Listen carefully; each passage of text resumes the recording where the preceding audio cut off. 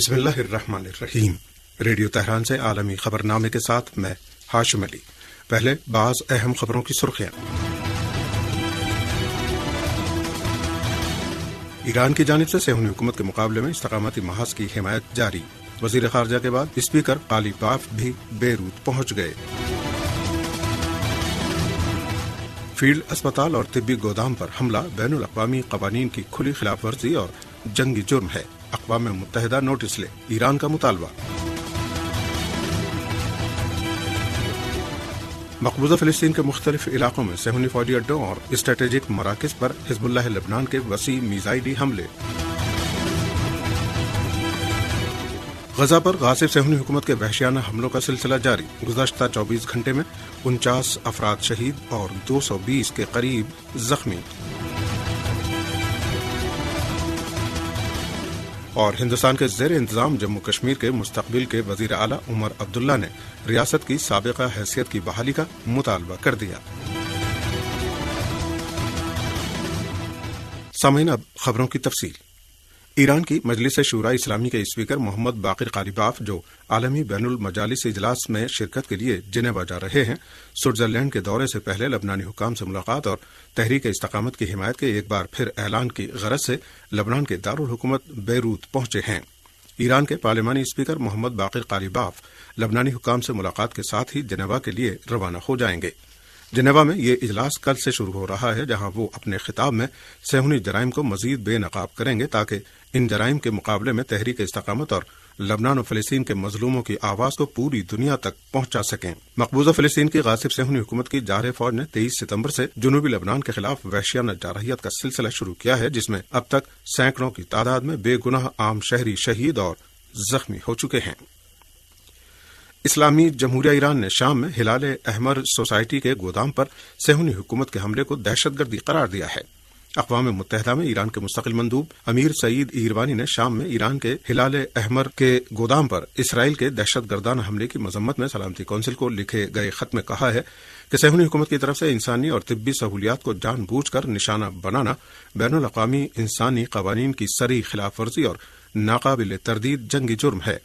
امیر سعید ایروانی نے سلامتی کونسل کے سربراہ پاسکل کرسٹن اور اقوام متحدہ کے سیکریٹری جنرل اینٹونیو گوتریس کے نام خط میں لکھا ہے کہ صہیونی حکومت کی طرف سے انسانی اور طبی سہولیات کو جان بوجھ کر نشانہ بنانا بین الاقوامی انسانی قوانین کی صریح خلاف ورزی اور ناقابل تردید جنگی جرم ہے۔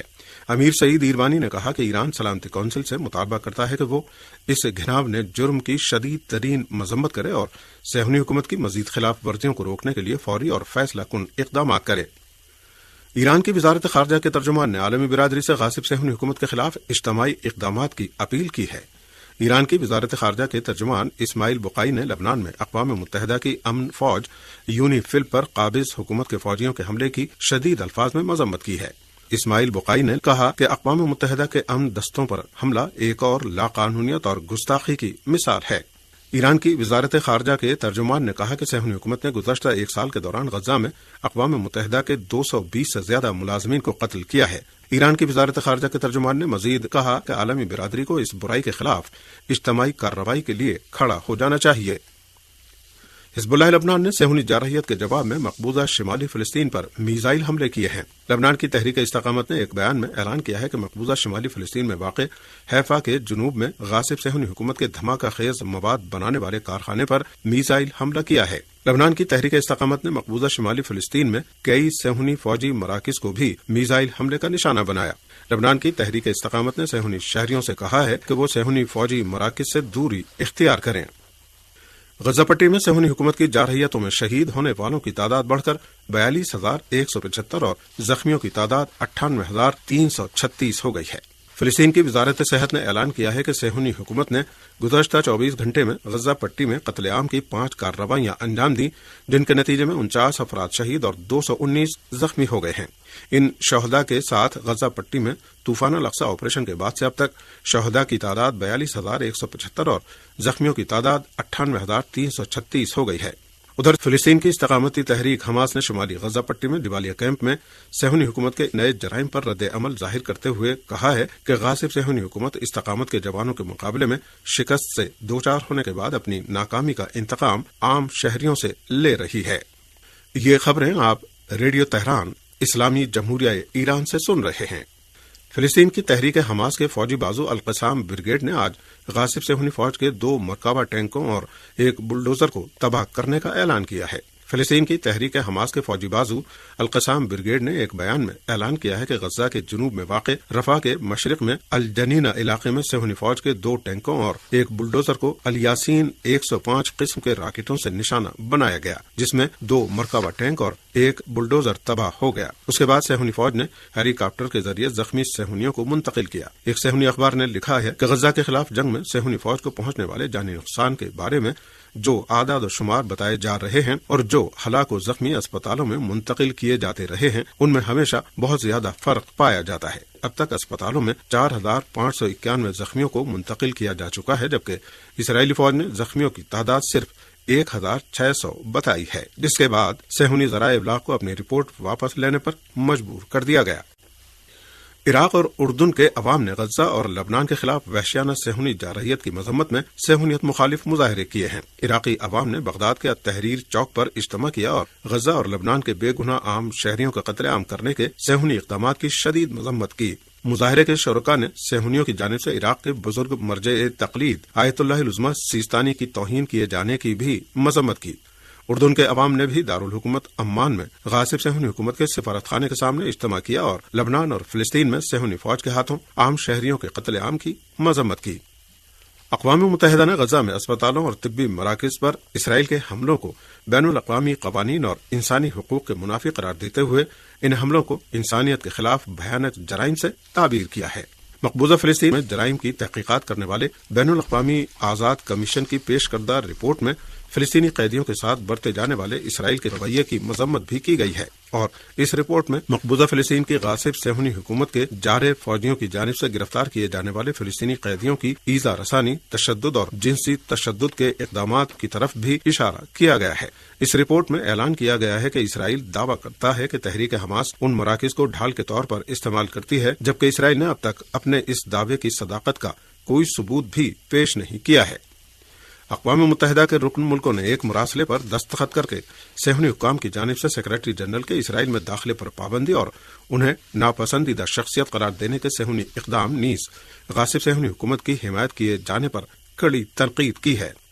اقوام متحدہ کے 105 رکن ملکوں نے اقوام متحدہ کے سیکریٹری جنرل کی بھرپور حمایت میں تحریر کردہ اس خط پر دستخط کیے ہیں، جنہوں نے انتونیو گوتریس کے اسرائیل میں پابندی کے صہیونی حکام کے فیصلے پر گہری تشویش کا بھی اظہار کیا ہے۔ اس خط میں کہا گیا ہے کہ اس طرح کے اقدامات سے اقوام متحدہ کے مشن اور بحرانوں کا خاتمہ کرانے میں اس کے ثالثانہ کردار اور انسان دوستانہ امور میں اس کے کردار کی حمایت کرنے کی اس کی توانائی کمزور پڑنے کی نشاندہی ہوتی ہے۔ ہندوستان کے زیر انتظام جموں کشمیر کے مستقبل کے وزیر اعلیٰ عمر عبداللہ نے ریاست کی سابقہ حیثیت کی بحالی کا مطالبہ کیا ہے۔ واضح ہے کہ ہندوستان کے زیر انتظام جموں کشمیر کے حالیہ اسمبلی انتخابات میں نیشنل کانفرنس اور کانگریس اتحاد نے 90 رکنی ایوان کی 48 نشستیں جیتی ہیں اور اعلان کیا گیا ہے کہ عمر عبداللہ وزیر اعلیٰ ہوں گے۔ انہوں نے ایک انٹرویو میں کہا ہے کہ ان کی حکومت بننے کے بعد کابینہ کے پہلے اجلاس میں جموں کشمیر کو مکمل ریاست کا درجہ واپس ملنے کی قرارداد پاس کی جائے گی۔ آئین کی دفعہ 370 کے بارے میں انہوں نے کہا کہ جب تک مرکز میں بی جے پی برسر اقتدار ہے، اس وقت تک اس دفعہ کی بحالی ممکن نہیں ہے۔ کراچی کے 6 اکتوبر کے دھماکے میں غیر ملکی خفیہ ایجنسی کی مدد سے ایک کالعدم تنظیم کو ملوث بتایا گیا ہے۔ پاکستانی میڈیا رپورٹوں کے مطابق کراچی کے 6 اکتوبر کے دھماکے سے متعلق ابتدائی رپورٹ انسداد دہشت گردی عدالت میں جمع کرا دی گئی ہے۔ 6 اکتوبر کو دہشت گردوں نے اپنی بارود سے بھری گاڑی کو چینی شہریوں کی گاڑیوں کے قافلے کے قریب لا کر دھماکے سے اسے اڑا دیا تھا۔ اس دھماکے میں 2 چینی باشندوں سمیت 3 افراد ہلاک اور 12 سے زیادہ زخمی ہو گئے تھے۔ اس دہشت گردانہ حملے کا ذمہ دار بلوچستان لبریشن آرمی کو بتایا گیا ہے۔ افغانستان کو شنگھائی تعاون تنظیم کے اجلاس میں شرکت کی دعوت نہیں دی گئی ہے۔ اسلام آباد سے موصولہ رپورٹ میں پاکستان کے سفارتی ذرائع کے حوالے سے بتایا گیا ہے کہ افغانستان کی طالبان انتظامیہ کو شنگھائی اجلاس میں شرکت کی دعوت نہیں دی گئی ہے۔ اس رپورٹ میں سفارتی ذرائع کے حوالے سے کہا گیا ہے کہ افغانستان شنگھائی تعاون تنظیم کا باضابطہ رکن نہیں ہے بلکہ مبصر ریاست اور غیر فعال ہے۔ رپورٹ میں کہا گیا ہے کہ افغانستان 7 جون سن 2012 کو تنظیم کا رکن نہیں بلکہ آبزرور بنا اور ستمبر 2021 سے غیر فعال ہے۔ इस रिपोर्ट में बताया गया है कि अफगानिस्तान की तालिबान इंतजामिया ने SCO अफगानिस्तान मुआहदे की अक्सर शर्तों को तस्लीम नहीं किया है और साबिक अफगान हुकूमत को अपनी पेशरो हुकूमत नहीं मानती। सदाकत अखबार सिर्फ अखबार ही नहीं, आपका दोस्त भी है। इसे पढ़िए और दोस्तों को भी पढ़वाइए। ताजा अपडेट के लिए देखते रहिए सदाकत न्यूज नेटवर्क। हमारे चैनल को लाइक कीजिए, सब्सक्राइब कीजिए और शेयर कीजिए।